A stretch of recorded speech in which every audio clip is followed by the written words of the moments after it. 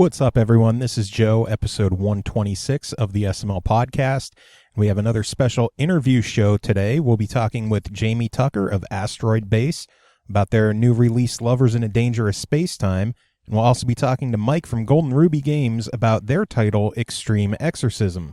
Both games are out now. Both games are great. You should go pick them up. And be sure to check out our other episodes this week for more interviews and, of course, our usual stupidity. Plus, as a special bonus, this episode has music from the brand new Viking Guitar EP of covers, which you absolutely should not miss. But for now... This is the SML podcast.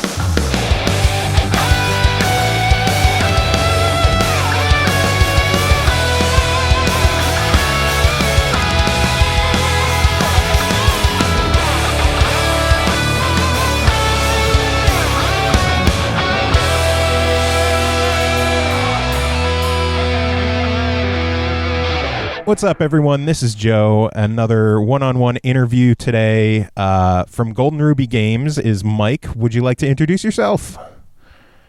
Yeah, hi. My name is Mike Christatos. I am the, head of production over at Golden Ruby Games, and we are about to come out with our fourth game. It's called Extreme Exorcism, coming out pretty much for all the consoles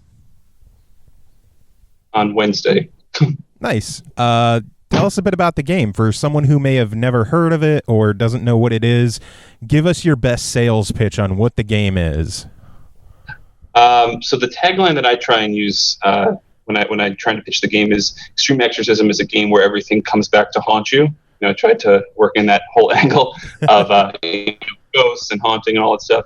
But it's basically it's a love letter to like those old arcade classic games where high score was kind of the main focus and challenge was the biggest hurdle. It's a arena platformer game where you are essentially hunting ghosts in a haunted house. And as you progress, you kill the first ghost. It's pretty straightforward. We give you all these really simple and great weapons like shotguns and harpoon guns and rocket launchers and stuff. So it's really easy to kill that first ghost.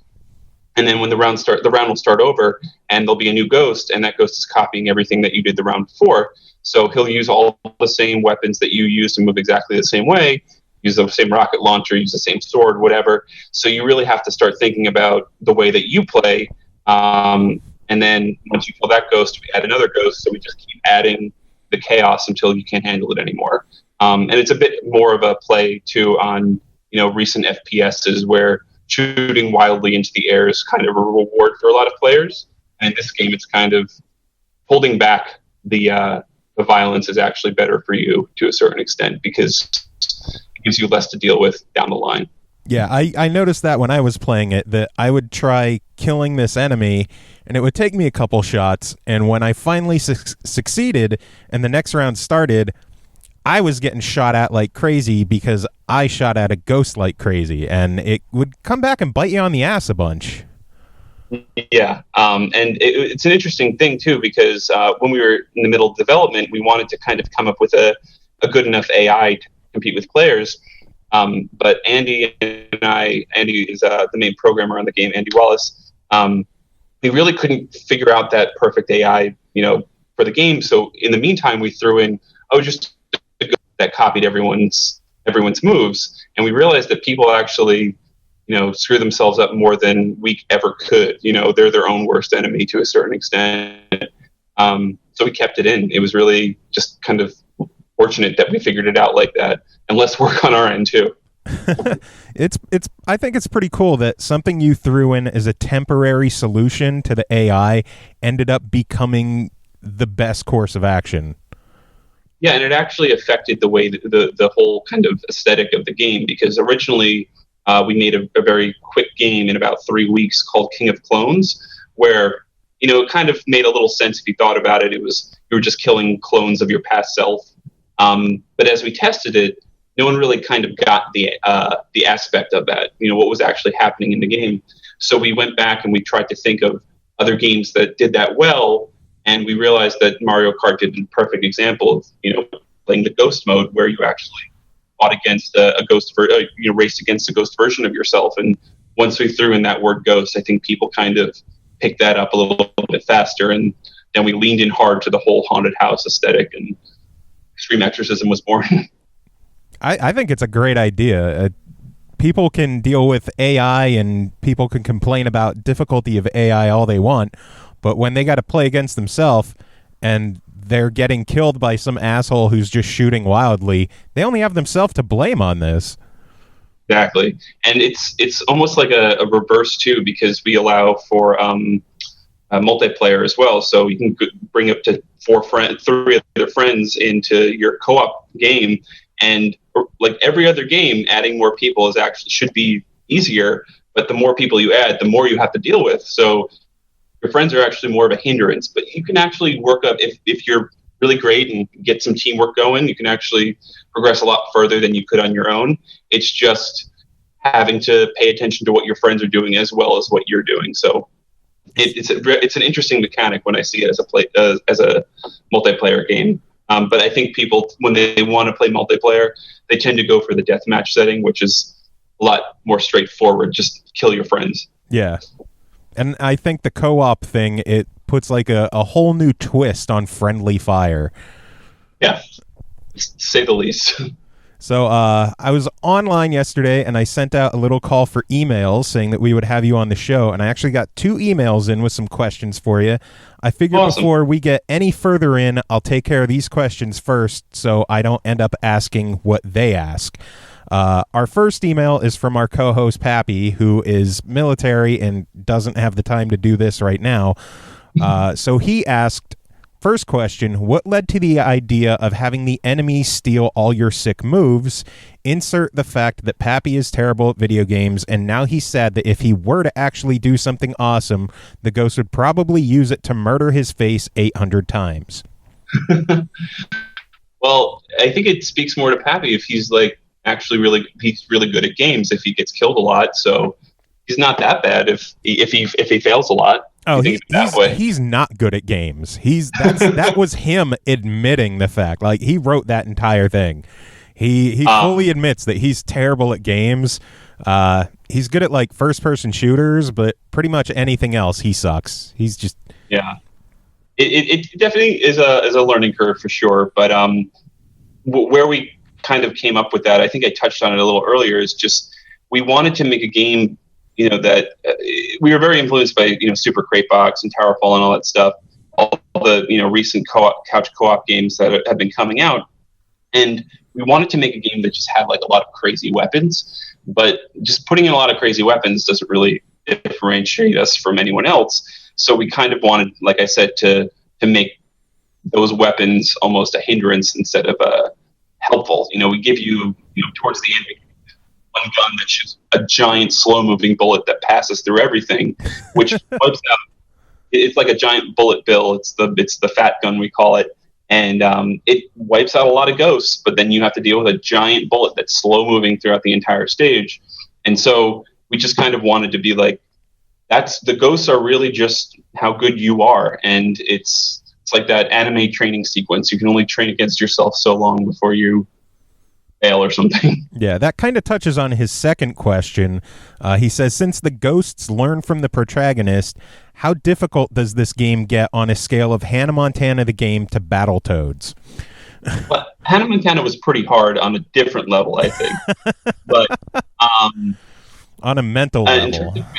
On a mental level, I don't know. It's hard to gauge because if you're prepared for it. I mean, I've seen people. We base it the score on rounds and number of ghosts you killed. So how good you are, I guess you can see your score. And I've seen people kind of rack up, get past like round 20, round 30, and go strong. You really just have to kind of get into the swing of things and make like a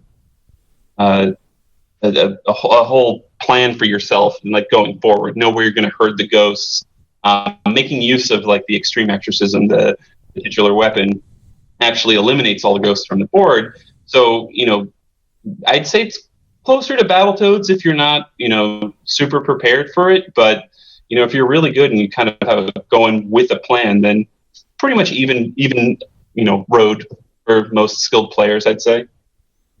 I hear that. It seems like the more you plan ahead, the better you can be. But if you just go in run and gun, you're kind of screwing yourself there. Yeah, but there is something fun about kind of emptying your. We give you infinite ammo, and it's one hit, one kill. Yeah. So kind of going crazy is really fun, and especially when you're down to your last life and you've already hit the high score to unlock the next weapon and the next level. So you just kind of do the whole chaotic aspect and see how you can handle it to a certain extent. So I like doing that too. Nice.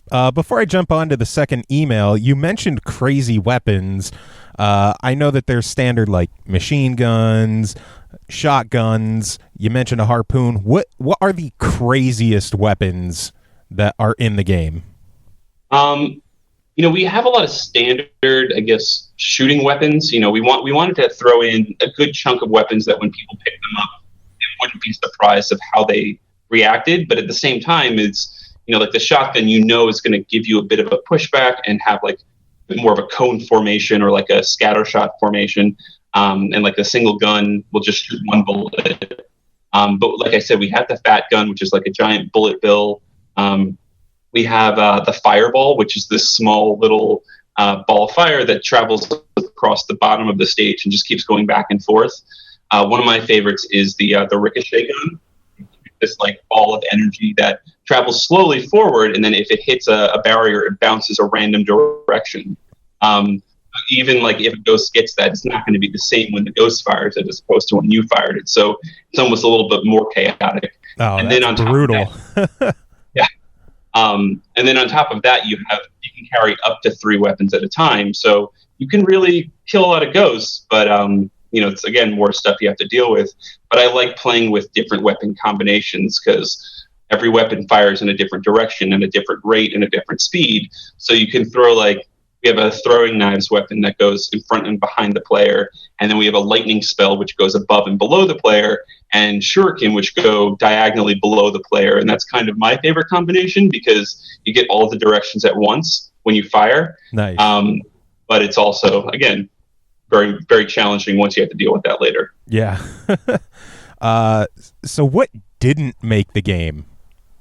Did you have any weapon ideas that were just a little too batshit crazy for the game? When we started, actually, it wasn't so much weapons, but like power-ups, because that's how we were thinking about the game. Not so much, everything was a weapon. So we would have things like a shield or like jumping boots or, slowing down time at a certain area. And it kind of increased from the chaos. We said if we're going to do a chaotic game, we want to lean in hard. So we really just took those away. Like we took away more passive weapons and saved the only passive weapon we really have that's never going to damage you is sorry about that. I don't know. My computer just noticed me about something. The one crazy thing about the Extreme Exorcism is that it makes you invulnerable and kills all the ghosts, but then the ghosts can't use that the next round. So it's really the one that you should be going for each round, but you can only get that after you kill a certain amount of ghosts. Nice. So I have a personal question. Since Pappy asked about difficulty between Hannah Montana to Battletoads, I want your opinion on this. If someone has only beaten the Game Boy version of Battletoads, does it count that they can claim that they beat Battletoads? On a technical level, yes, but on a moral level, no. All right, because he would brag about that for quite. It's like, yeah, I beat Battletoads. I'm pretty good at gaming. It's like, oh, what version of Battletoads did you beat? The Game Boy version. I think it's a little unfair too, because there's definitely you can play Battletoads with like your little brother in front of the TV on your Super Nintendo or whatever. But I think the real challenge is if you can beat Battletoads on the arcade cabinet at your local bowling alley with like 5 quarters. Like that's the real, or 1 quarter. That's the real challenge that everyone needs. 1 quarter. Good Lord, how sadistic are you? Well, that's the real mark of a true gamer. They can do that.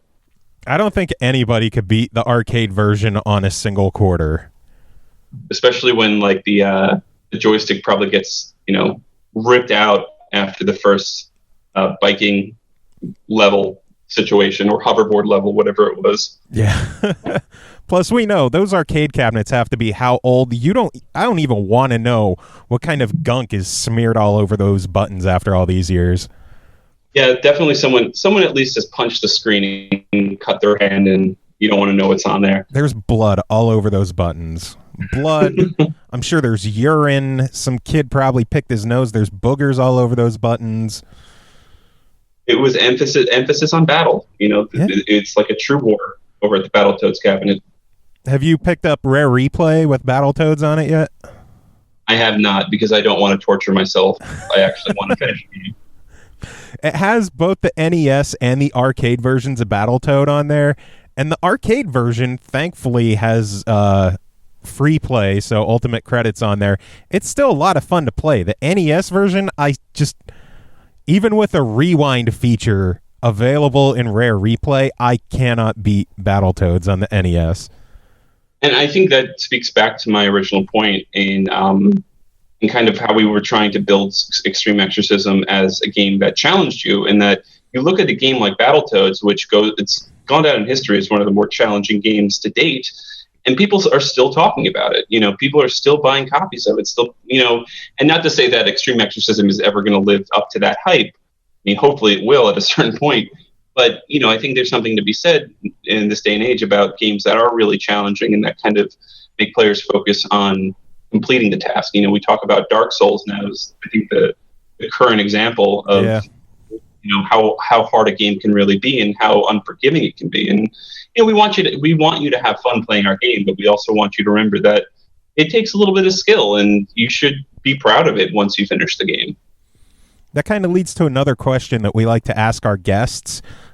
We usually ask what games you're playing to calm down and just decompress from work when you're working on a game. And you'd be surprised. We've already had 2 people in the past 2 weeks or so. One answered Dark Souls 2 and the other answered Bloodborne. And kind of as a runner-up, we had a third mention Lords of the Fallen, which is that Square Enix published kind of Dark Souls light game. Yeah, I heard about that. How do you relax to shit like that? I don't know. I could not. I get a little stressed. I'm currently playing Metal Gear Solid, which I feel like is in sort of that same vein, because you can get caught a lot, and if nothing's more embarrassing, after you fail a mission 3 times, they say, "Do you want to use the chicken hat?" And you're like, "No, I don't want to use the chicken hat. I know what I'm doing. It's just that stupid guard was not there last time." Shut up, game. I'm not a chicken. Exactly. But yeah, I can understand that, just kind of focusing on one task, because, life throws all that crazy stuff at you on a regular basis. It's like, okay, I have to get across this bridge. How am I going to do that? And I have multiple ways of doing it, but I know what my goal is, and it's very straightforward. So I've been playing Metal Gear, and then I switch when I get too frustrated with that. I switch back to Splatoon, because I like being able to just slowly level up my squid and take out some aggression on the Japanese players when I wake up in the morning. I've heard nothing but amazing things about Splatoon, and I've yet to give it a shot. I just picked it up recently. Best Buy had a sale where if you picked up Super Mario Maker, you could save $20 on another certain Wii U game, and Splatoon was one of them. And if you have that 20% discount, you save even more. So I ended up picking up Splatoon for $32. Oh, that's awesome. Yeah, it's a really fun game. It's just really colorful and fun and bright. And I don't know, I'm just a sucker for those type of games that are kid-oriented to a certain extent. I know it's not necessarily meant for kids, but when it doesn't care about bright colors and being cute and weird, I really just like games kind of going like that. And I don't know, it just reminds me of games that I wish I had growing up and enjoyed a lot. And it's still challenging, you can still really get skilled, and they give you enough of a good, arsenal of different weapons to kind of learn and master, which I, of course, enjoy as well. Nice. I have no idea what is happening, but I think the Google call is getting kind of crappy. Okay. Your voice, it sounded like a demon robot was trying to talk to me. Well, I do have a confession to make about being a demon robot, but if you want to call it, Go figure. Yeah, I'll hang it up and call it right back, and we'll see if that fixes the issue. Okay. If I could figure out how this program works. Okay, here it is. There, hang up. So an apology to the listeners. Skype is actually having problems, so I am using Google Hangouts, and I'm hoping that this fixes everything. How do I sound? Still sounds the same, so I'm going to try closing my program and reopening it. Okay. All right, hold on just a sec. So yeah, listeners, I apologize for this. Kind of. I don't care that much. It's not like I like you people. But while we're waiting, we are on Twitter now, so you can look for the SML Podcast at the SML Podcast on Twitter. And you can talk to us that way. Let's see, blah, blah. I'm going to have to actually edit this for once. I'm good. That still sounds the same, but whatever. I can still understand you. All right. It might work itself out in the end anyway. So. I mean, you sound great on my end. I don't know. Maybe I should hang up and come back in. If you want. That. Yeah, I'll try that. Hang on. Can't hurt, right? Oh, this is fantastic. Okay. Do I sound like a robot? No, you sound much better now. Good. Wow, I'm actually going to have to edit a podcast for once. That's kind of weird. Wow. Okay. Glad I be the first of many. Oh, it's a special day here at SML that I actually have to go in, cut out some dead space, because normally when stupid shit goes wrong on the show, we'll leave it in. We're lazy. Like, a friend showed up at my door when I was doing an interview with the guys behind Quest of Dungeons, and I just threw like an intermission song there as I answered the door. That's funny. Because we're lazy. Yay. So, I might as well go into the second email. It's from our friend of the show, Sean Lynch. He says, Dear Golden Ruby Games, first off, let me just say that Extreme Exorcism is easily one of the best named video games to have come out this year, and it is equally addictive. The game is certainly equal parts fast-paced action, on-screen chaos, and round-by-round strategy, and I absolutely love it for that reason. What was your main inspiration for the game, especially the concept of having ghosts mimic your actions from the previous turn? Well, first I have to say thank you for those kind words. I appreciate that. Yeah, it like I said before, it came back from that ghost mechanic that we were trying to copy. It started as just this very simple AI that we wanted to use for the time being, and then it turned into something really great. And yeah, we played around a lot with how challenging we can get. We actually have a lot of challenges in the game as well, 50 different challenges that players can attempt, and then we play around a lot with how many ghosts come out. We have one where when you kill a ghost, it explodes, so you have to get away from it. So we kind of like to. We had a lot of different things we wanted to put in the game, and we tried to keep it simple for the main game, and then threw in all of our ideas for challenges and deathmatch settings, essentially. Nice. His second question, he says, also, is there any chance of expecting any more of your games making their way to console platforms? While I have not played your other 3 games, I have to admit they sound like a blast, and they continue the amazing names such as Hermit Crab in Space. It's interesting, actually, because we built a lot of our games with the console in mind, specifically. So one of our first games was called Worm Run, and it's for iOS. And we built it specifically because endless runners were a big thing at the time, but we didn't like. We actually, on a personal level, we despised on-screen D-pads and buttons. It took up real estate because your thumbs are big, and we spend a lot of money as developers, building this game through art and sound and all this stuff that we don't want you obscuring most of it with your thumbs. So we developed a control scheme specifically with a touchscreen in mind. That's not to say it couldn't work on a console or something, but it kind of takes away from that challenge that we had built in, because we have you swiping every time you want to move the character, and that kind of adds to the chaos as this giant worm is coming down the mine shaft to try and kill you. And then Hermit Crab in Space was kind of the same thing. We actually had entered a contest with Sony here in New York at Indiecade East. It was just kind of part of their PlayStation Mobile development process, and they kind of wanted to find new and cool games. And it was a game jam at Indiecade East for like 3 days. And me, Andy, and Andy's partner Jane, and our artist at the time, Nick, we all kind of went in and tried to, make a game that was fun for the Vita specifically by utilizing the touchscreen and the buttons at the same time. And that's kind of how we made Hermit Crab in Space. So again, those games could potentially come to consoles down the line, but they were really meant for the consoles that they're on right now. Nice. I am really curious to know. Whoa, I'm getting echo now. Uh-oh. I think it's better now. That was out of nowhere. I just heard myself yelling back to me over my headset. So I'll mute myself while you talk. How about that? What is Hermit Crab in Space? Because that sounds absolutely insane, and I'm curious to know what the hell that thing is. Well, Hermit Crab in Space, the prompt for if I remember correctly, the prompt for the game jam was evolution. And then, of course, we took the logical route of making a space shooter where you are a hermit crab piloting it. It was kind of, we were going with the idea of a hermit crab kind of building its own shell, but then also like a space that, fighting other hermit crabs for more of those shells.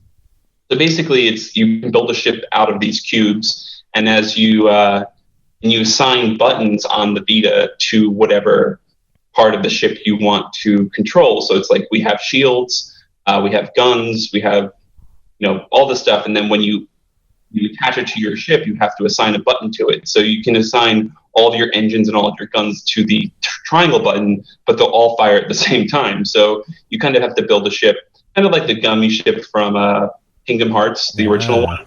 Kind of have to build a ship with your play style in mind.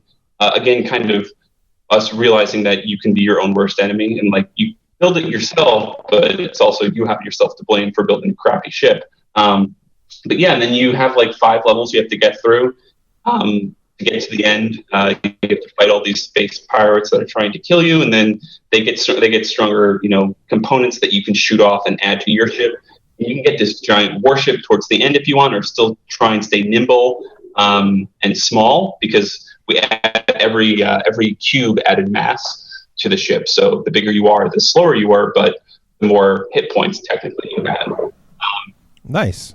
That sounds pretty cool. It's a fun little game. I don't know if you can still pick it up though, because I know that PlayStation Mobile went down a couple months back.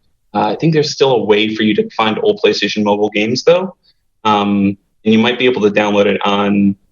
I forget what it was, like on some Droid devices as well.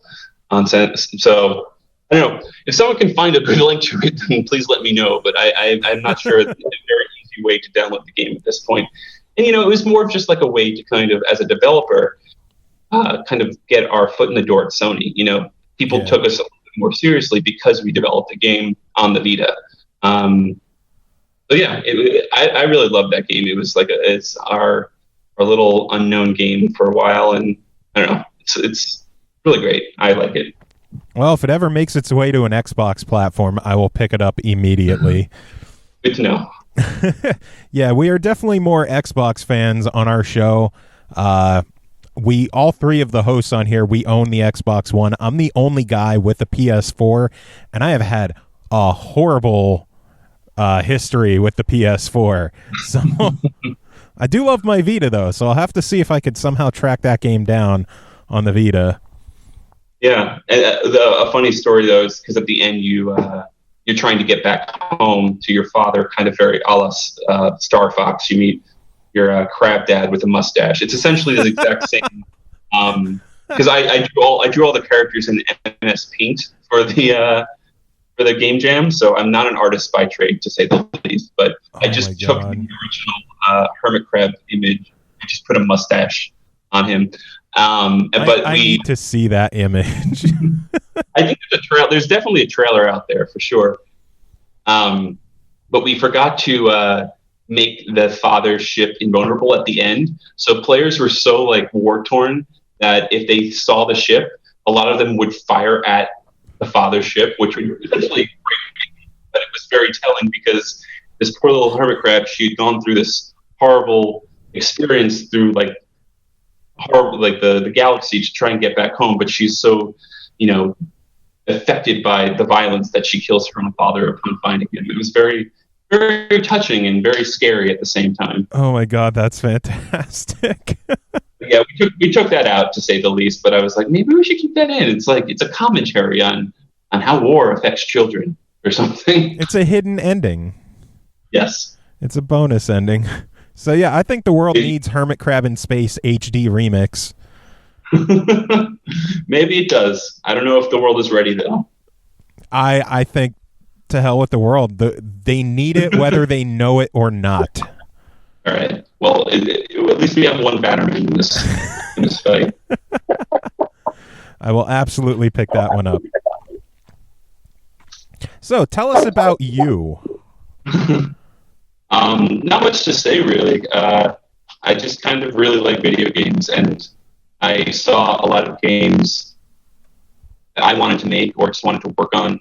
A lot of I've played games since I could move my thumbs in different directions. So, it was kind of like this thing I almost fell into. I started Golden Ruby about 3-4 years ago with Andy, and it was just the two of us. And I would recommend just starting your own game company unless you don't like making money for a couple of years and like health insurance for a couple of years. It's challenging.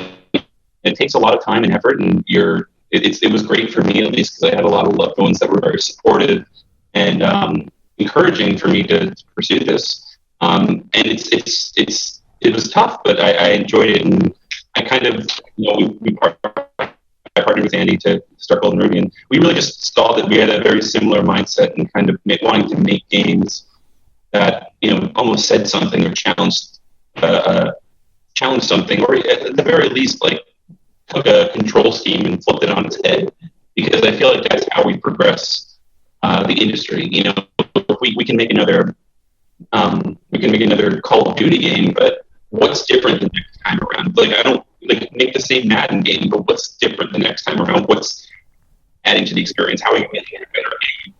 Like someone like me who doesn't play like a lot of sports games, I can play Madden and be like, wow, that's an awesome mechanic, or hey, the AI behind that is really interesting, or I would have never thought to put the UI like that. Something that just kind of challenges everyone to take what they want from it and kind of make something better. It's kind of how we've been running things, and I think it's working. I hope it's working. I hope it's working better than Google Hangouts is working, because you got that whole demon robot voice going on again. I guess I will sign out again and sign back in. All right, let's try this one more time. All right, hang on. Oh my Lord. So yeah, Google Hangouts fucking sucks. Jesus. Oh my Lord. I've never had so many issues trying to do an interview with someone than I have with this. This is just Skype. Why aren't you working? You son of a bitch in Skype. You son of a bitch. You son of a bitch. All right, let's try this one more time. How do I sound?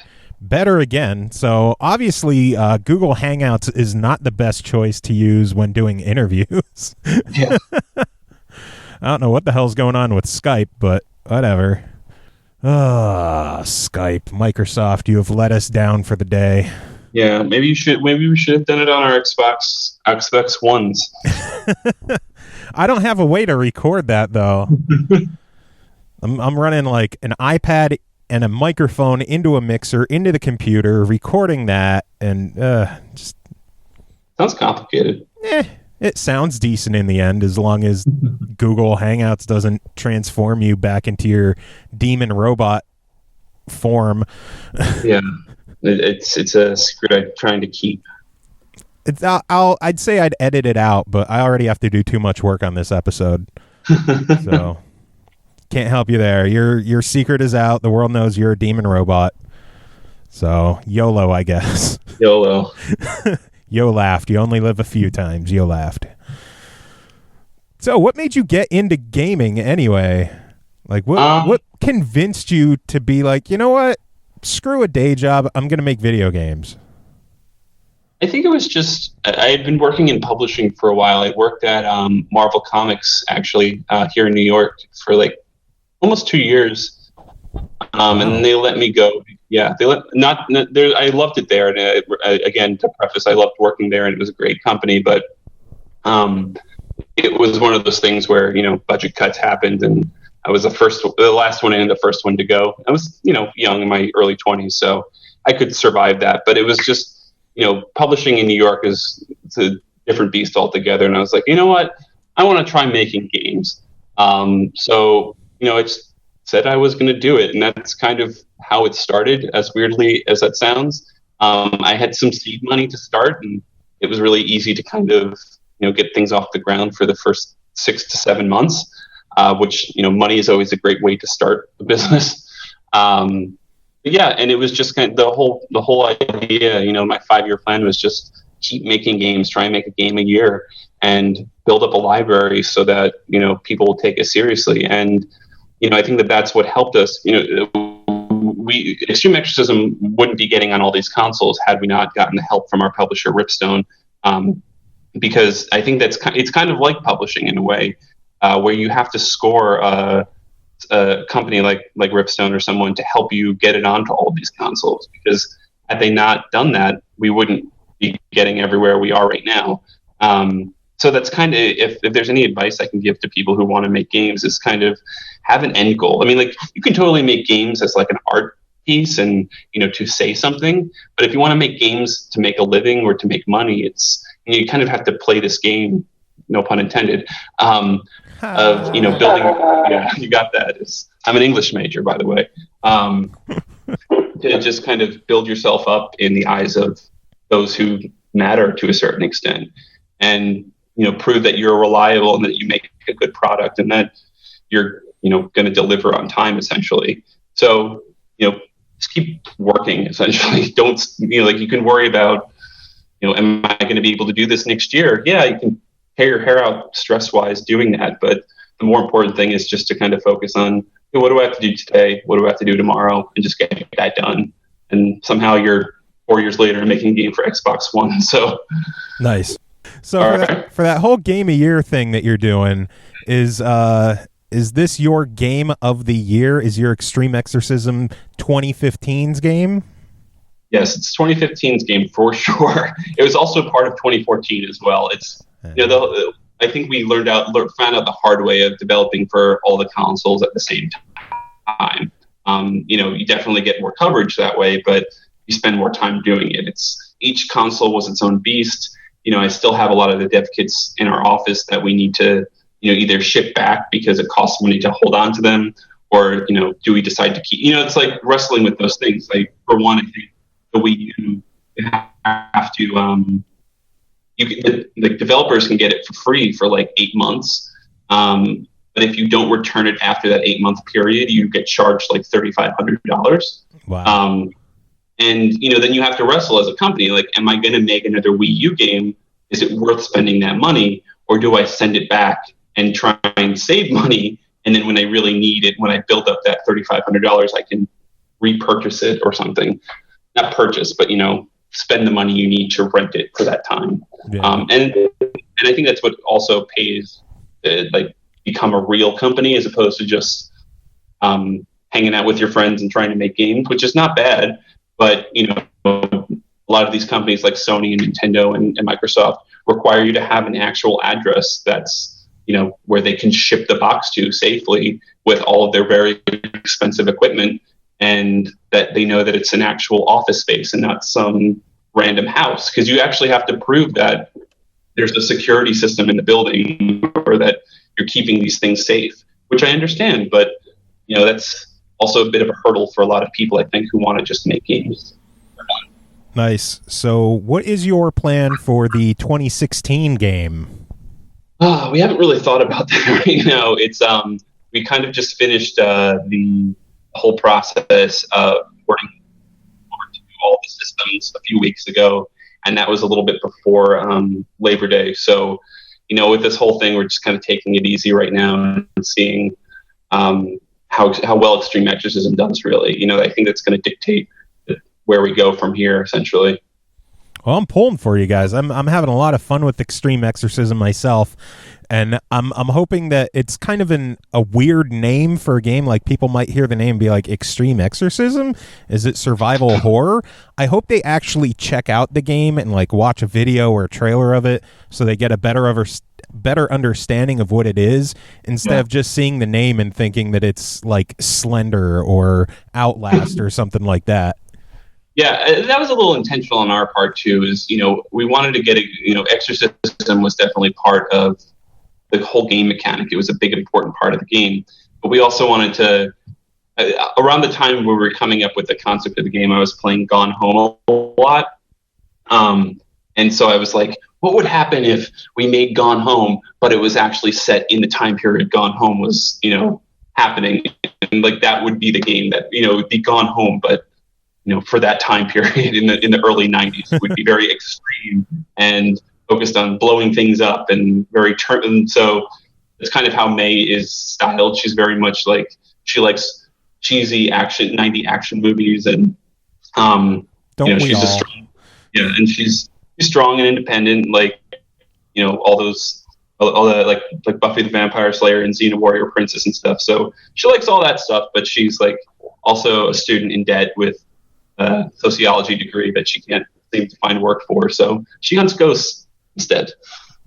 Nice. It's a good profession. I mean, if it pays the bills. Yeah, it does. I mean, I think it would be better if she didn't have to ramen all the time to keep her energy levels up. But she's enjoying it. It's a job. I wonder what kind of tax forms there are to be an exorcist. I think it's a lot under the table. The table's floating, though, during the seance, so it's a little easy. That makes sense. Man, floating tables. What'll they think of next? All right, well, it's been about 40 minutes or so that we've been talking. I'm not sure how much will be left after we cut out all the technical issues. It's a solid 7-minute interview, right? Yeah. I do want to thank you for coming on.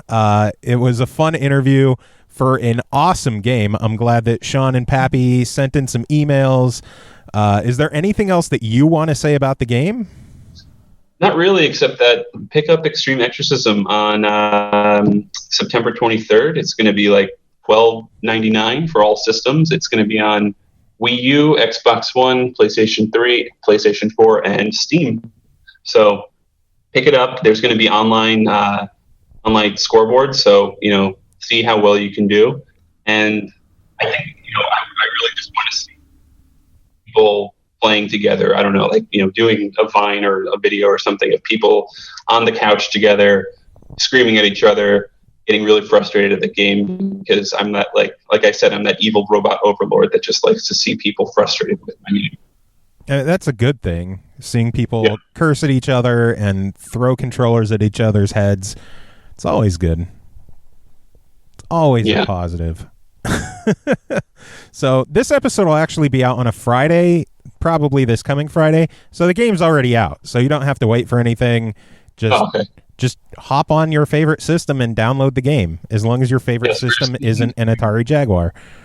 I was speaking to you from the past. I'm actually here in the present right now. I was coming out of my... That's why. So that was a pre-recorded message that you just played. Yes. For today, which is now Friday when you're listening to this. Yes, sorry. I'm getting ready for the whole Fallout 4 thing where you come out of the stasis chamber after however many years. So, oh my god, Fallout 4 is going to be so fucking good. Yeah, please just play our game for the month of October, and then you can play Fallout 4 and forget about it. Buy our game now, play it until Fallout comes out, and then you don't even have to touch our game anymore. Just Fallout is out. Yeah. That's kind of like how Castle Crashers, with their remastered release, they're like, At least on the Xbox One, it's like, hey, you already know about our game, so we're going to waste our space here by pimping Lovers in a Dangerous Spacetime instead. So buy their game. Yeah, that's a great game to buy too. So I don't blame them for saying that. I'm actually going to be talking with them technically tomorrow, officially later in this episode, quote unquote. Well, I have to say that's a beautiful game, and they are not afraid of colors, which I love the most about that game. So we need more colorful games in everything. There we go. The 2016 game from Golden Ruby Games is going to be Super Color Adventure Plus. Just don't look up our first game, which was called Destroy All Color. I'm going to look that up. It's free on the App Store. So again, that's Destroy All Color by Golden Ruby Games. You could pick that up now. Yeah, it's a weird little game. I'm not going to say anything else other than that. It's just a weird little game. Is it just the whole, it's our first game, so give us a pass on that one? Yeah, pretty much. I thought it was interesting. It makes use of the camera in your smartphone you basically play like a Tetris-like game where you have to pick 3 colors in your immediate environment. We recommend picking like different colors so you can tell the difference.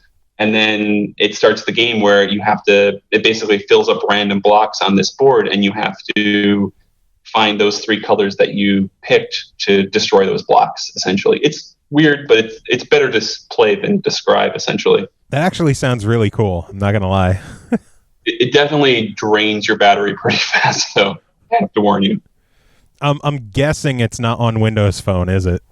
No, it's just on iOS. Well, I have an iPad. I guess I'll have to look for it on there. Yeah, I'm one of those Windows Phone users. I'm one of the 12 out there. Hey, they need love too. I love my Windows. I'm never going to go to anything else as long as I could get a Windows Phone. I love it so much. I just wish more people released Xbox games on it. Yeah, so, Extreme Exorcism Windows Phone Edition coming 2017. 2018, 2020, it's just going to keep going down this route. Nice. On the Atari Jaguar, The Jaguar HD coming out in 2024. Alien versus Predator versus humans. Hey, at least it's not Alien Colonial Marines 2, right? Yeah. As long as you get to play as Ripley, then that's all I care about. Yeah, that works. All right. Well, again, thanks for coming on. Any final words for our listeners? Enjoy the game.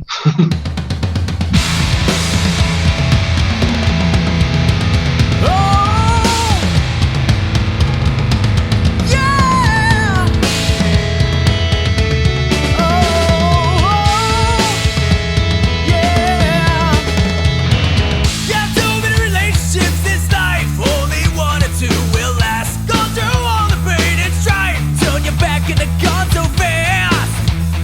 Oh yeah, in the gun.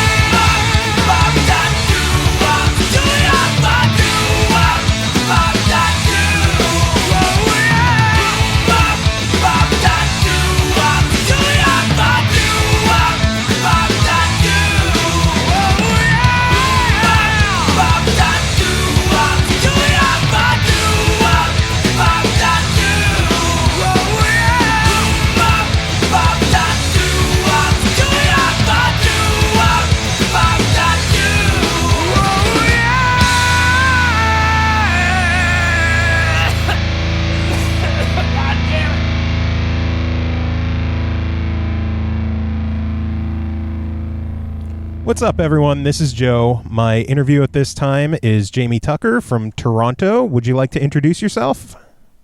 Hi, I work at Asteroid Base, and we just released Lovers in a Dangerous Spacetime. As you said, we're based out of Toronto, which is this in Canada, but we have this great kind of indie community here, and I guess you could say like our company and our game kind of came out of that community, just as it was like a product of it, I guess. I think that's one of my favorite things that I've experienced in talking with developers so far with these interviews. No matter who I talk to, where they're from, if they're from Philly, if they're from the Netherlands, whoever I'm talking to says that they have an amazing indie community around them. Yeah, but ours is the best. Them's fighting words. I'm going to have to get some other guys back on here and say that you're starting a war here. Mm-hmm. We're going to have turf wars. So, for the people who have never heard of Lovers in a Dangerous Spacetime, they don't know what it is, anything about it, give us the sales pitch. Yeah, it's a co-op, 1 and 2 player co-op, space like a platformer kind of inside of a space shooter game. So you play as the astronauts, and you have direct control over your character, and then you run around inside of this big pink spaceship. You're getting attacked by all these different robots and insects, like all at the same time. You got to be able to run around to the different stations.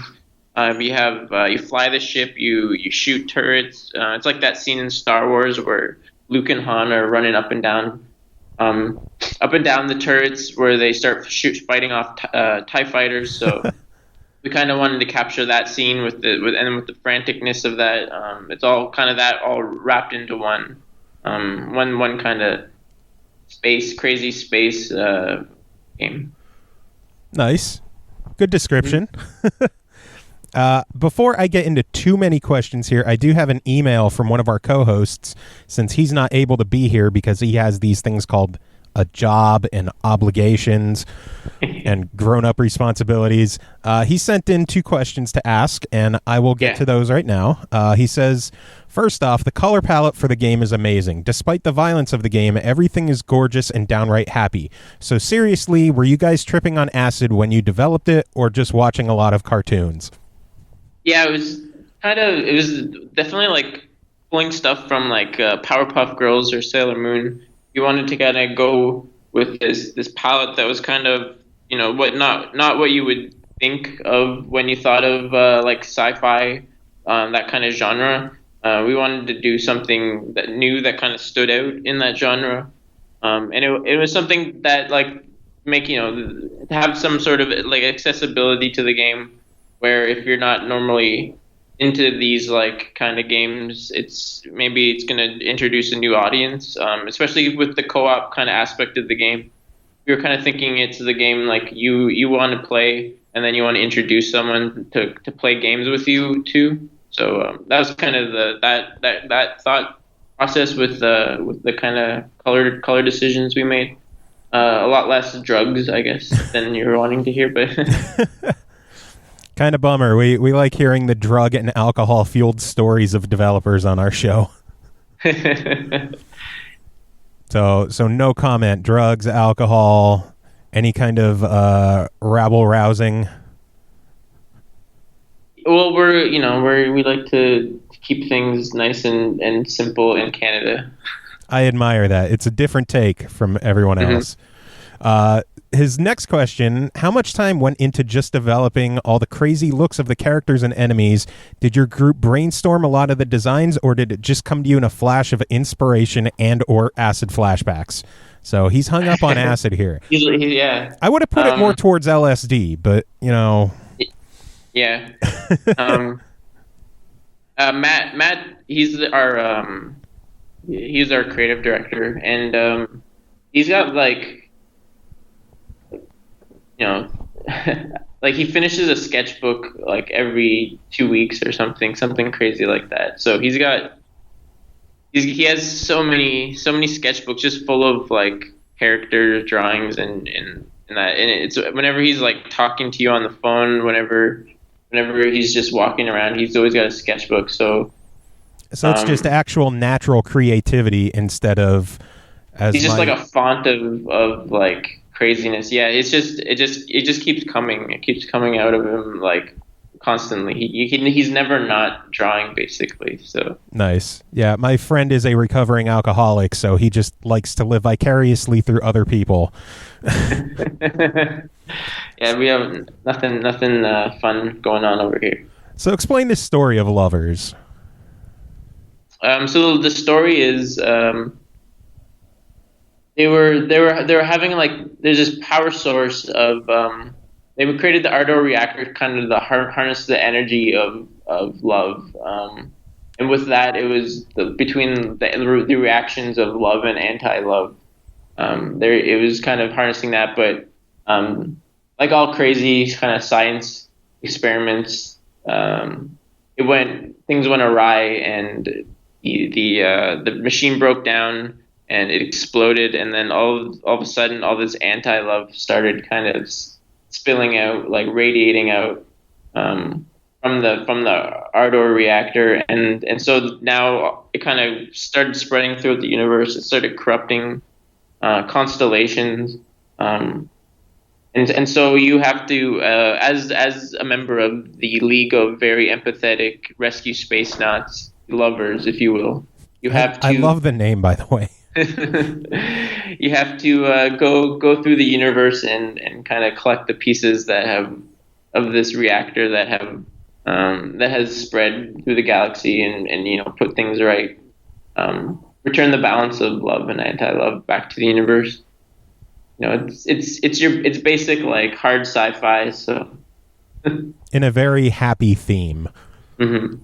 I know one of the collectibles in the game is collecting all of are they space rabbits, space bunnies? Do they have a preference? They're space friends. Space friends. Because they're not just bunnies. There's frogs and foxes and birds. But yeah, they're your space friends, and they've after the forces of anti-love have kind of taken over their homes, they've locked them up, and so you need to rescue them, and they use their power of love to get you through to the next portal, the next part of the galaxy. Because before, like that's kind of this Ardor reactor was kind of connecting all these areas together, and when anti-love started spreading, they encased these warps in like this crystallized anti-love, so that you need the space friends to be able to unlock it. Nice. I assure you, we're on drugs. I let the drug stuff go in the past, so. The game, it controls very differently from any other kind of space shooter out there.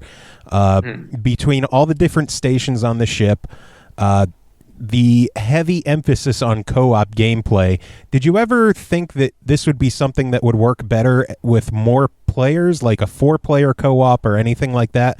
Or were you guys happy keeping it a 2-player game? We were kind of happy making it a 2-player game, just because I think we were kind of finding with like Towerfall or maybe some other 4-player kind of couch playing games, local multiplayer games. They're only really fun when you have 4 people to play them with. So we didn't want to have this game that, it's all right if you play it 2-player, and then you really want to just wait until 4-player. So we really wanted to emphasize the balance of the game to be playable with 2-player, so that it wasn't something that you have to wait for, that you're not going to really get to really play until you have a whole bunch of people over. So yeah, that was kind of what we were thinking of. And then it was the kind of concept of the game is about it being like frantic and running around, and we were finding like with 4 people, it would just be 4 people staying where they are, and it kind of took that core, like that essence of our original intention of the game kind of took that out of it. It's kind of too easy, I would say. Like if you think about it, that ship probably is built for 4 people or 4 more people, but the fun of it is only when only 2 people are left to kind of run around in it. I do like how with only 2 people, it makes you actually think about what you're doing and plan ahead instead of just run and gun everything. Yeah, and like the 2 people, they for the most part they can't just be like existing separately from each other. You kind of have to really know what each other are doing. So with like the kind of franticness, you have to make these kind of game time decisions about whether what you're doing, whether you're gonna shield or whether you're gonna fight, whether you're gonna run away, whether you're gonna do this or that. So it was kind of these experiences we wanted, and we felt like 4-player would just be too easy. Yeah, I can see that. I really do like how it is a more methodical yet still frantic game. Like, if you just shoot into a giant group of enemies, you basically screwed yourself because it's too hard to get someone on top and bottom and then left and right, manning the shield in different directions. It's all about prioritizing. You got to be able to prioritize threats. You got to... there's kind of like I think there's a leap we're asking players to take with that, where their initial kind of thoughts on strategy, on how to play this game, they might be completely wrong. They might think that they have to like shoot everything and always worry about everything, where it's kind of like you're kind of like a squirrel at that point, where like if you see squirrels, they're like worried about everything and they look so stressed out constantly. So these players are like, they're just worrying about everything and they're getting stressed out, and then they're just getting like overstimulated, and then I'm sure they're freaking out. But if you kind of are able to triage threats and see things, actually, even though there's 3 guys on this one side of the ship, they're not actually going to be doing any damage because, you put the shield there and then you don't have to worry about them anymore. And then you only have maybe 2 gun stations that you have to run between because there's no threats on the other side. So it's kind of when people start learning to play that way, then the game, I think, completely changes with the kind of play style. And then as we go through levels, we try and play with that aspect, like by introducing like different enemies. Like there's one enemy later on that's like covered in ice, and you can't actually like shoot that enemy unless you use there's kind of these suns around where if you fire into a sun, it shoots off these fireballs. So you can't even shoot these enemies because they're encased in this ice armor, but you have to shoot the suns to be able to like melt the ice armor, and then you can shoot them. So if you're just flying around and you're trying to deal with everything at once, like you can't even shoot these guys in some certain situations unless you get to a sun. So we just want to keep that kind of enforce that way of playing the game. And some people, I think, who are saying that it's very hard are kind of not getting that point. I think I'm just watching the way we've been watching people play on YouTube and that, and kind of interesting to see that. I was going to ask, the critical reception so far has been outstanding. Reviews are really high. I saw Destructoid gave it a 10 out of 10. Yeah, that's amazing. How does that compare to like the players' feedback? Well, we've been playtesting the game for, like, the game's been in development for 3 years, right? And wow. For like 2 of those years, we've been playtesting it. And so, yeah, like our feedback along the way has been very, it's been very in line kind of with what we were getting from those reviews. So we were expecting that it was going to have a really good response with people, and you're always hoping that people are gonna have a good response to it. But like I think the thing that we didn't expect was that people would find it so hard.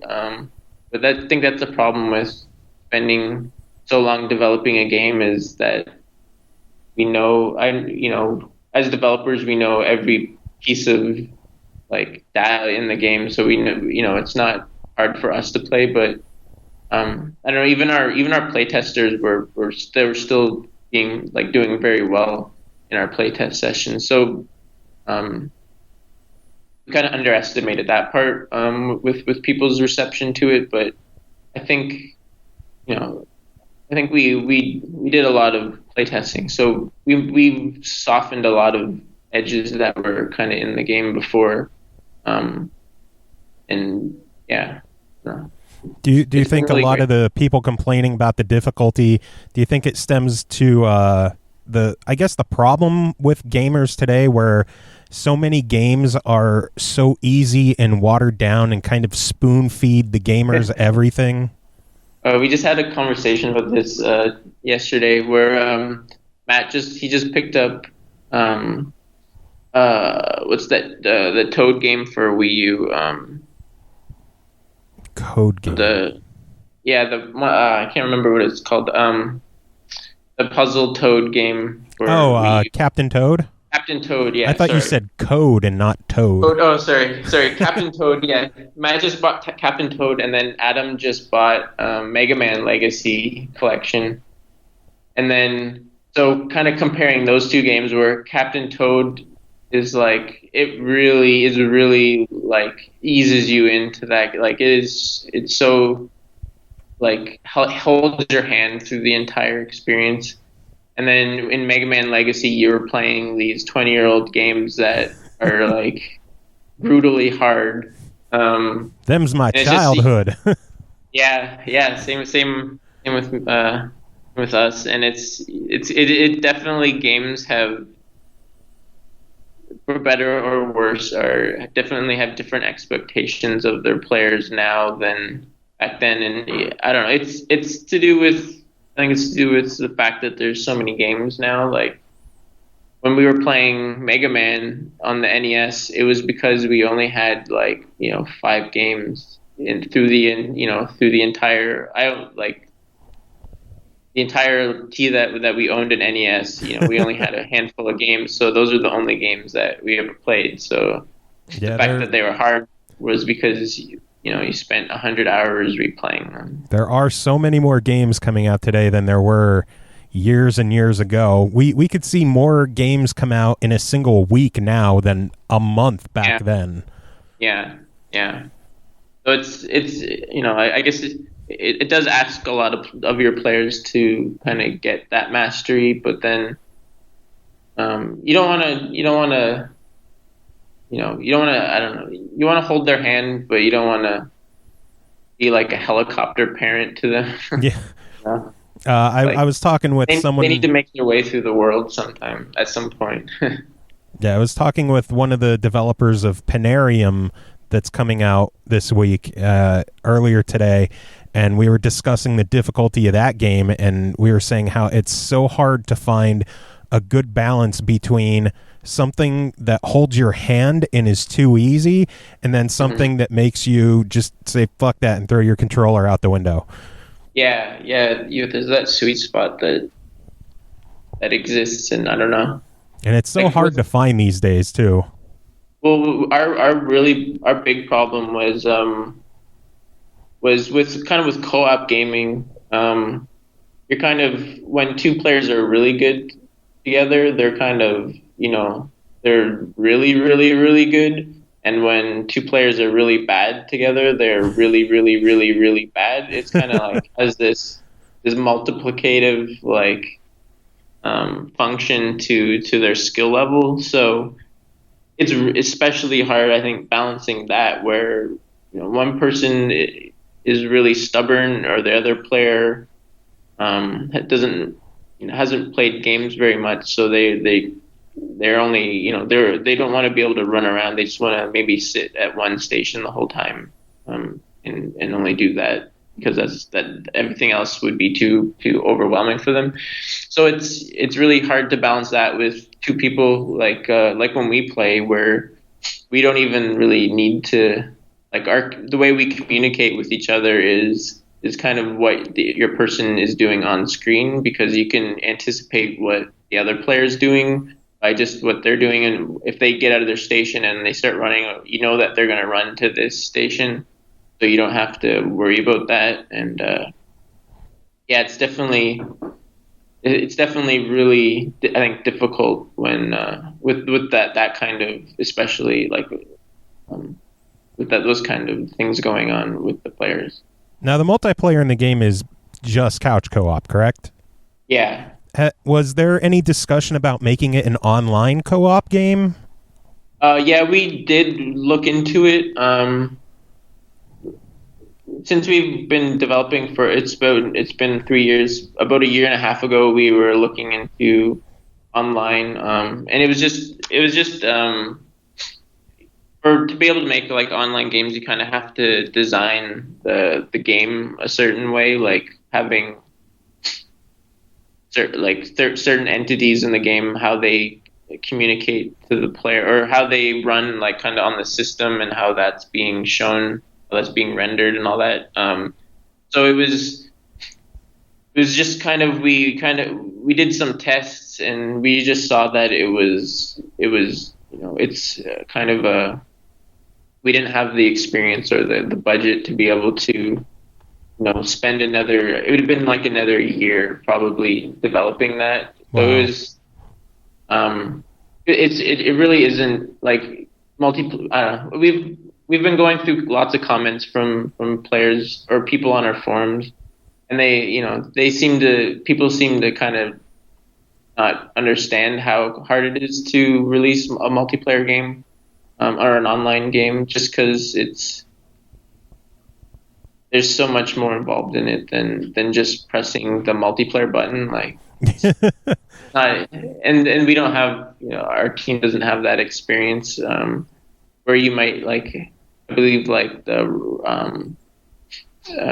Rocket League, like those guys are, multiplayer experts, and then that's why that game is such a great experience. Yeah, multiplayers, because that's their bag. Like we're not that way as a company, and so it was just like we knew we couldn't budget for that, and then you're worried about the kind of multiplayer experience that you have. So if we were relying on like matchmaking, like what's to say, like if you get put in with, because the co-op is such a key factor to the game. Like, what if you get put in in a game with someone that's just going to troll you or they're going to like leave you when you're surrounded or something, like just some dickhead who joins random games, gets you into a bad situation, and then bails on you. And you're just you're not gonna have fun at all. So I don't know. It's just all these factors that we kind of had to unfortunately make that decision about a year and a half ago or something, that we desperately wanted to, but it was, we couldn't do it. And the game we had been developing the game for a long time at that point already, and we just didn't see the end, when this game would be finished. It was, I think, we've kind of been talking about this game in the public for 2 years now, and we've been getting so much like, when's the game coming out? When's the game coming out? When's the game coming out? And then when we released it, all the collective like response was finally, like everybody, anything that anyone wrote about the game was finally it's coming out. So it was just like, yeah, we can't afford to spend another year on the game. Yeah. Plus, hey, that's what sequels are for, right? Yeah. Definitely. Lovers 2, Electric Space Boogaloo. Yep. Yeah, I'm lucky, having done so many interviews with different developers. I've been able to accept that so many games out there and so many developers want to have an online experience, but it's just not cost effective, or it'll just delay a game too much. But I know there's people out there who just don't get the whole idea of, you can't just like change the word multiplayer and change it to say yes and everything magically works. Yeah, well, like look at GTA 5 and Metal Gear Solid 5. Like they didn't ship with their multiplayer because they had to, they were still probably working on it while they needed to ship the game. And then And then it's like you ship a multiplayer version, and then what if it's crap? Like then it just is detrimental to the game experience. yeah, it's like every big release that comes out anymore with an online experience, guaranteed the first few days are going to be garbage. Even Rocket League, they were having server problems because And they were so overloaded. Every single MMO that ever releases, the first week is a shit show because they just can't get no one's ever prepared for it. Yeah. I have a friend that he plays World of Warcraft, and just when the newest expansion came out, he talked about like waiting for 13 hours to be able to log on. He like booked time off work to get into it, and he wasn't happy. But it's not an insignificant like piece of part of development. Yeah, I do want to say though, despite the whole lack of online multiplayer, since I can't play with any of my friends, since I don't really have too many people around me to play with besides my wife who doesn't really game, and my cats who haven't learned to hold a controller yet, I love that the AI companion in the game is not an idiot. There are so many games where they'll throw you an AI partner and they'll just like run into a wall or shoot at a ceiling or just be absolutely useless. And the AI in this game is really intelligent and very helpful, especially when you're slowly trying to navigate through a corridor in between two planets and there's a dozen enemies flying after you. You just throw your companion onto a gun and they take care of everything for you. That's good to hear. I was the one that programmed the AI for that. And, good job. So you're kind of playing with me when you play the game, because like as I was going, like I was definitely trying to do like figure out how I was kind of deconstructing how I was playing the game, to kind of like how I assessed the threats and how I kind of weighted what's coming at you. So yeah, definitely good to hear. Yeah, it was good to hear that it's not crappy playing with the AI, because we were definitely worried about that. But in our playtests, I think people who were playing single player, they definitely they were kind of rating the game as fun as people who were playing co-op. Like it was definitely, we definitely felt that people were still having fun. I think the nature of the game is kind of different, just because you have to address everything yourself. But yeah, I still think I like playing it that way, just because you don't have to worry about anyone else. You just only have to worry about yourself, and it's the only case where your partner does exactly what you tell them to. And I love that when you put them on a machine gun, they'll just spray and pray. I love it. It's so real. Anyone who has a machine gun in a game like that is going to immediately see how wide of a fan they can get with those bullets. Yeah. Yeah, we tried to make like that. That was so that they kind of are more likely to hit things that around it and hit what you're shooting at. But yeah, we tried to make the dog and the cat, better than any kind of partner you could have, just because we have to overcome like such a big like ask for the player that they're kind of taking on two people's responsibilities by themselves. So we definitely wanted the partner to be better than someone else in that same situation. And because we were like originally thinking like with the dog and the cats, it'd be funny if the dog was like really stupid, but he was really obedient, but he was like he couldn't shoot anything. And then we were thinking of the cat would be like really, really good and really like deadly, but it would like just ignore you half the time. Just like a real cat. But then that would have I think that would have pushed two players too far. We were thinking like it would be or a turtle or something is funny because it'd be so slow to get anywhere, so you'd have to like pick it up and throw it or something.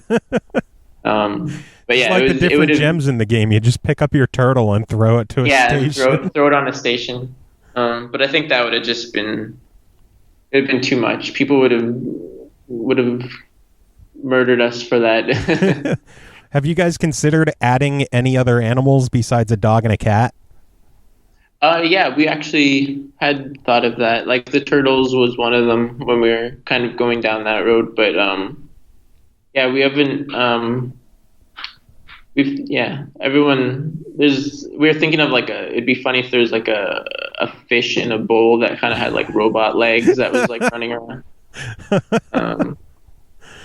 During my email correspondence to get the interview set up, I think that's one of the things I mentioned was that I would have loved to see, or even still, I would love to see you guys do DLC of just additional companions, like an extra companion for $1, and you have a deer that runs around to the different stations. I think that'd be a great way to add some extra revenue for the game, and it gives people like me who love stupid options a chance to get that fishbowl with robot legs.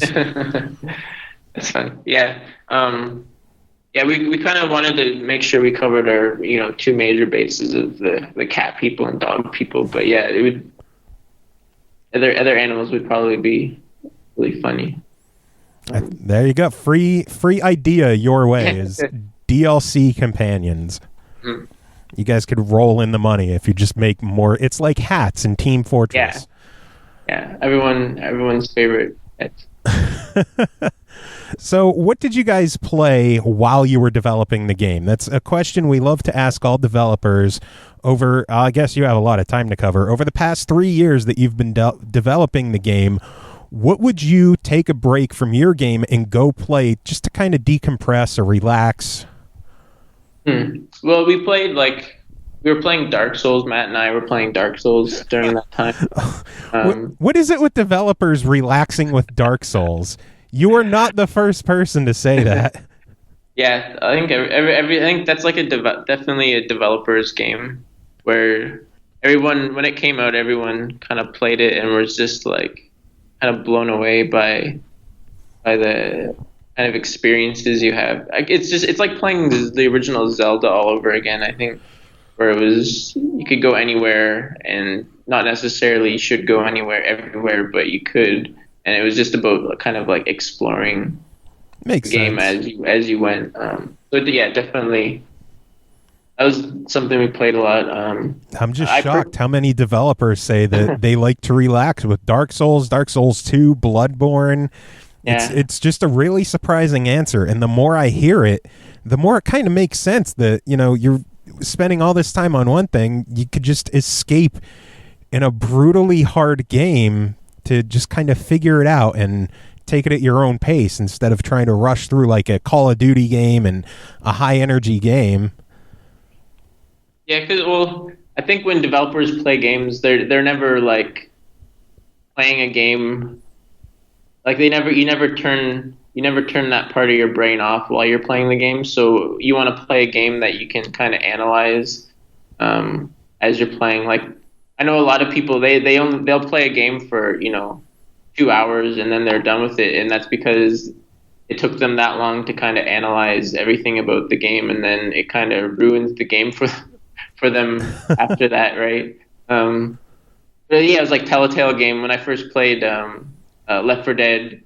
I think through the first half of it, I was having a really great time because I wasn't trying to analyze it, but then as soon as I started analyzing how all the decisions or the trees are all being put together, you kind of lost the magic of it. But yeah, you're always, even playing games is work because you're always just seeing what other people are doing, what decisions they're making. So that's a really good in-depth answer. That might be one of the best answers we've gotten to that question so far. Mm-hmm. So aside from Dark Souls, what else would you guys play in your downtime? I played a lot of Crusader Kings 2, just because of I play that game just because it's like I love history, and it's about like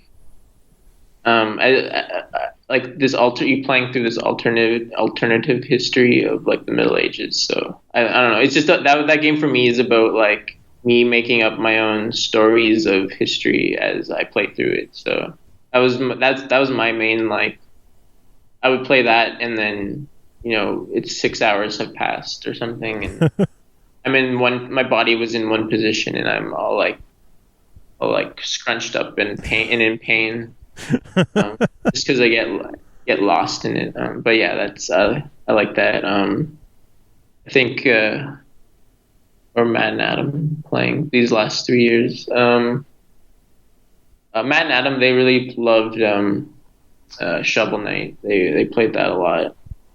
Yeah, that's probably one of the best games to come out in recent years, and the whole retro, old school kind of renaissance that we've been seeing recently. Shovel Knight's easily at the top.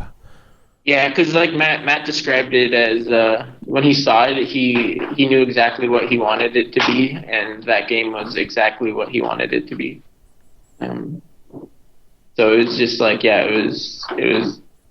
They made all the right decisions, kind of, with what they were trying to accomplish and what they did accomplish. I haven't really played it. I only played it like a couple levels on the Vita, but those two definitely really played the crap out of that game. Yeah, I love how they handled the Xbox and Sony ports as well, because they didn't just port the game over. They added Kratos with the PlayStation versions, and they added the Battletoads with the Xbox version. It's a cool way to treat the gamers for either waiting for the game or rebuying it on another platform. Yeah. And I've bought it on way too many platforms. Yeah, I think Adam owns it on three platforms. Yeah, those are kind of that I can think of. Like when we first started working on the game, we played Left 4 Dead a lot, Left 4 Dead 2 a lot at that point. And that's kind of was one of our we played that like locally co-op with two Xbox 360s like connected together. Oh, that's awesome. And that was kind of where we were, that was kind of where we got our how we play co-op games together. So we never, I don't think any of us really play online games that much. It was always like what we would play when we would, get together for a night. So yeah, that was playing that like in 2011, 2012 was kind of led to the beginning of this of Lovers, the whole kind of co-op aspect to it. Nice. How big was the team that worked on the game anyway? I hear you mentioning two other guys. Is that as big as it got, or are there others? Yeah, there's the three of us. So like Adam was the creative head of creative. Like he did like most of the art, most of the animation and all those kind of most of the game design decisions. Adam, he was the head of like technical, like we did programming, and then I kind of fit in between doing some of our business stuff, doing I guess everything on the game no one else wanted to do. I did like AI and menu programming and a few other systems programming. And then that was were the three main team. And then we had Ryan Henwood. He did our music and sound design for the game. So he composed all the music and did all the cool sound effects. And then we had Matt's wife, Emily, too. She's a graphic designer, and so she designed all of our like UI design in that. And yeah, so that was kind of the three main people, and then two contractors that kind of helped us out with things that we weren't really good at. So I'll never stop being impressed by the games that can be done by only a handful of people. Yeah, it just takes forever. Are you guys working on something new, or do you think that'll be something that happens in another 3 years?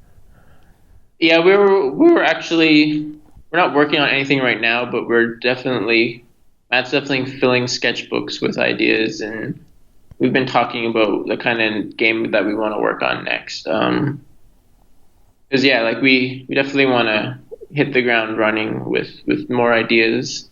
And in the meantime, we're kind of working on supporting lovers with trying to think of what other stuff we can put in it or DLC companions, I'm telling you. Yep. That's money right there. That's money. We'll have more cats, and then we'll have hats for your cats. Yes. Oh my God, that's amazing. Just a bunch of different cat breeds. Oh man, that's money. Yeah. That's serious money in the bank right there. Yeah, take a photo of your cat and then put it in.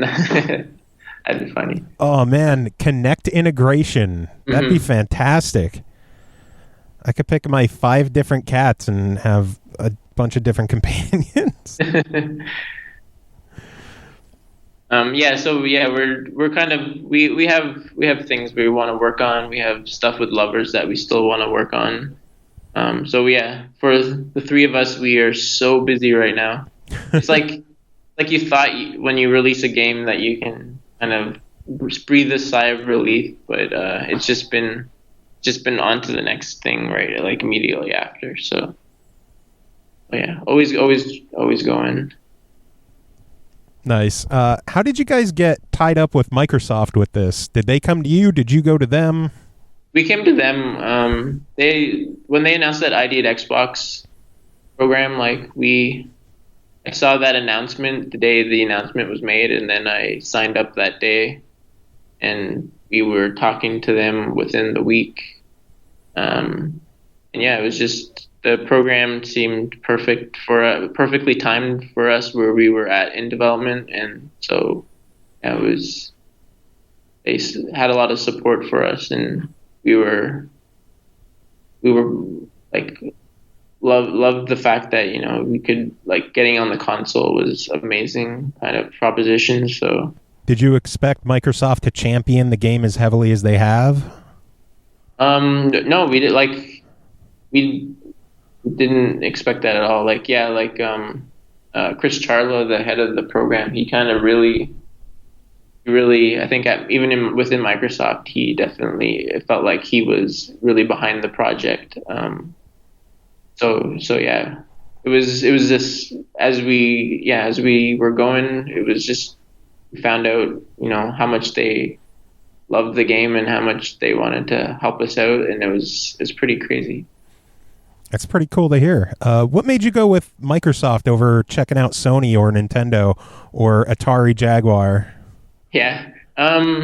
It was kind of that, I guess, that process of talking with Chris and kind of getting that kind of support from him. I don't know, it was kind of talked to all 3 platforms, and we just got the best, I guess, vibe from Microsoft, which is, is kind of completely different to people's experience, I guess, in the previous generation.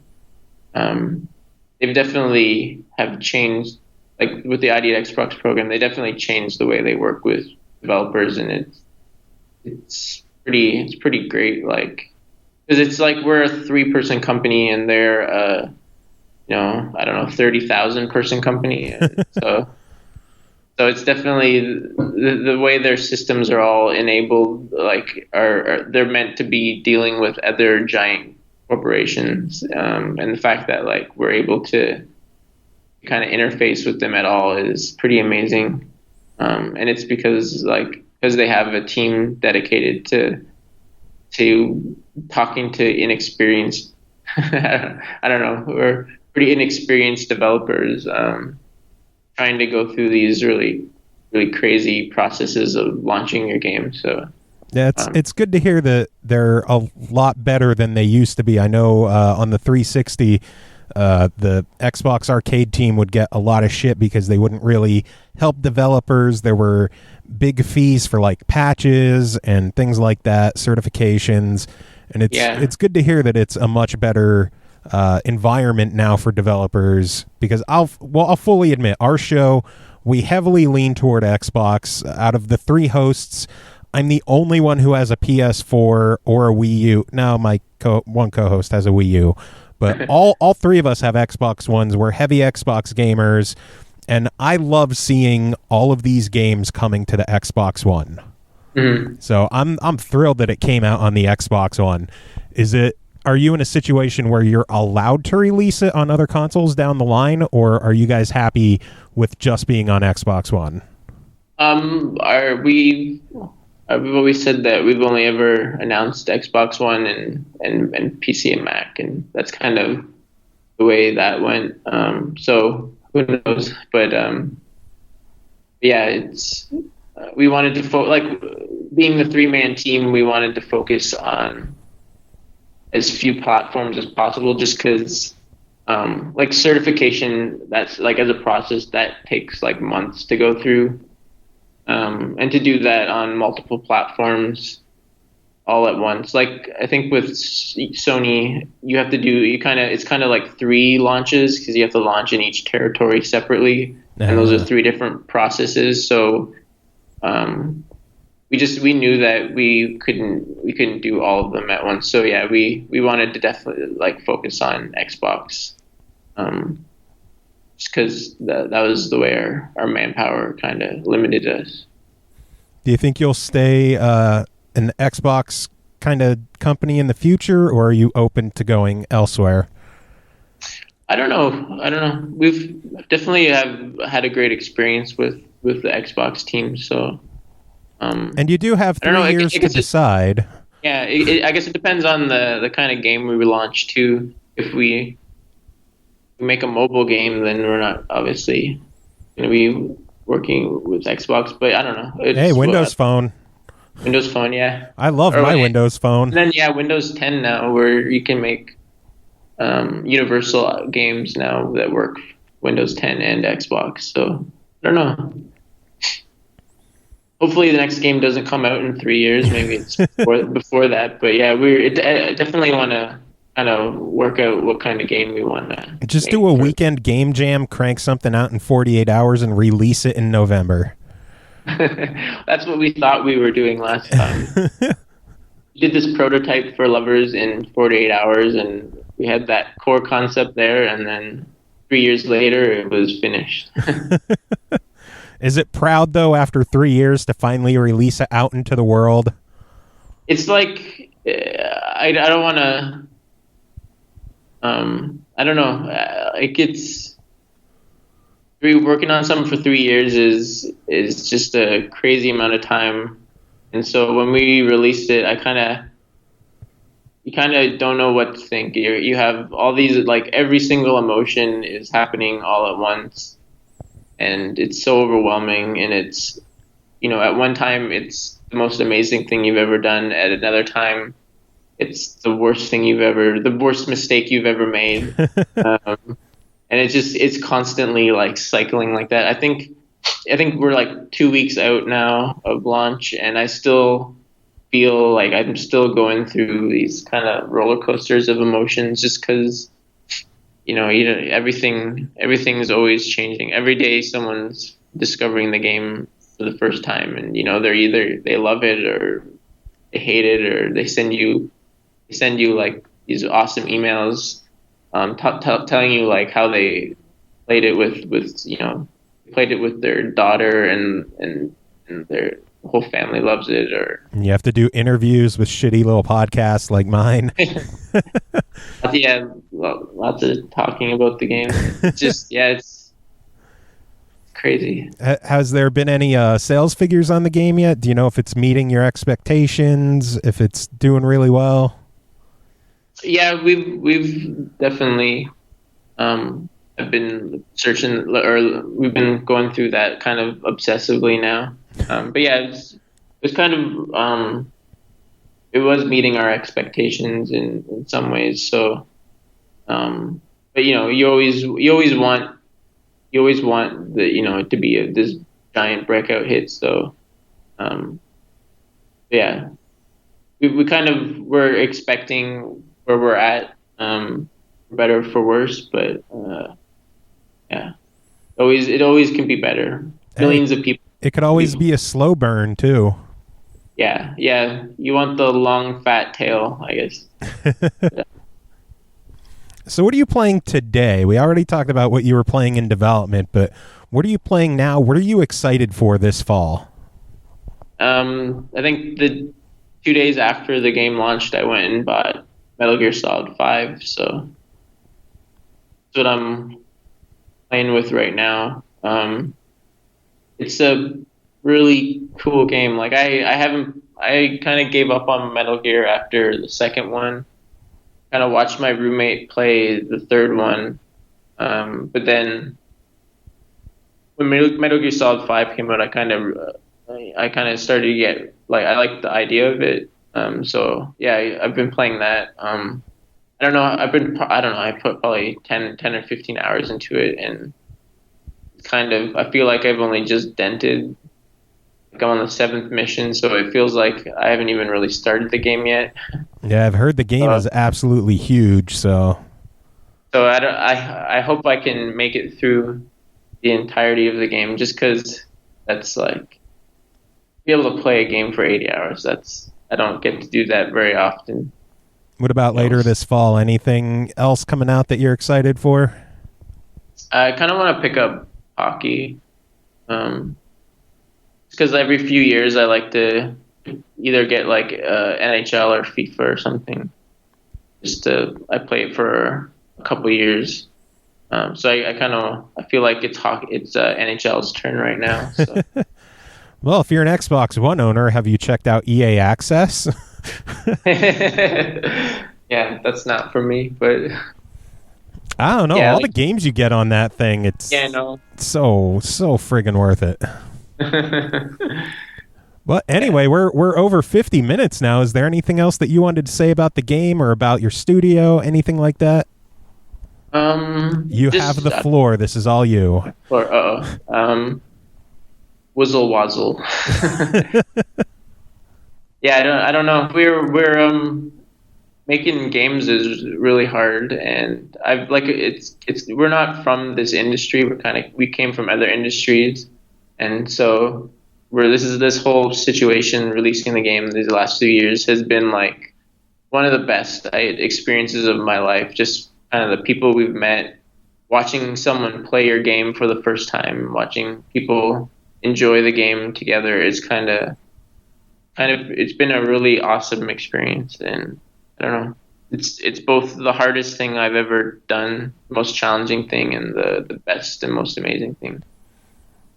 Nice. Well, I want to thank you for coming on. I want to congratulate you guys on the game launch and the quality of the game. I absolutely love it. Everyone I've talked to absolutely loves it, or they're dying to pick it up. So I think you guys have a winner on your hands, and I hope it continues to sell like crazy. Cool, thanks. Do you have any final words or a little one-liner to end the interview with us? Oh man, that's the worst time. That was perfect. Score.